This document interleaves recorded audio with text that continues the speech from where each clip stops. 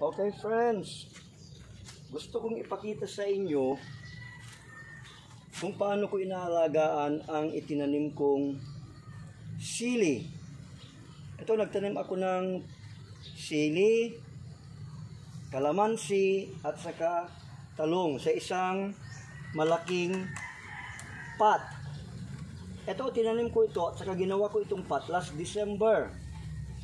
Nung pagtanim ko, sinabayan ko ng paglagay ng urea, kunting urea na fertilizer para maganda ang paglaki ng mga halaman. Ngayon, after several months, namunga na po. Naunang namunga ang sili. Ito, hopefully mamumunga na rin ang kalamansi, grafted calamansi, and then we have the eggplant. Okay, magandang libangan ang pagtatanim ng gulay. Tulad nito, namunga ng aking sili. Ayun.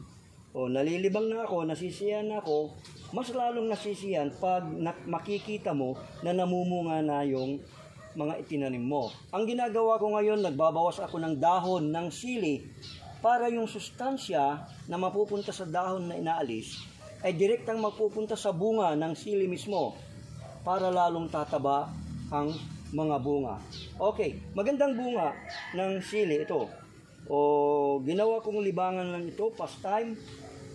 Siguro magdadagdag ako, gagawa ako na pa ng maraming pots para pagtataniman ng mga halaman. 3-in-1 ang ginawa ko. Parang kape, 3-in-1. Ayan, ito, 3-in-1, namunga ng sili, may pakinabang na, marami siyang bunga. Ito, marami siyang bunga. Okay, mga kaibigan, ito, magandang libangan ang pagtatanim ng gulay.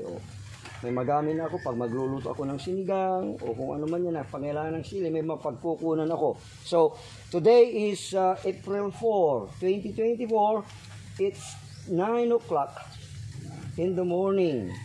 So, this is Dominador Rambat saying thank you for watching.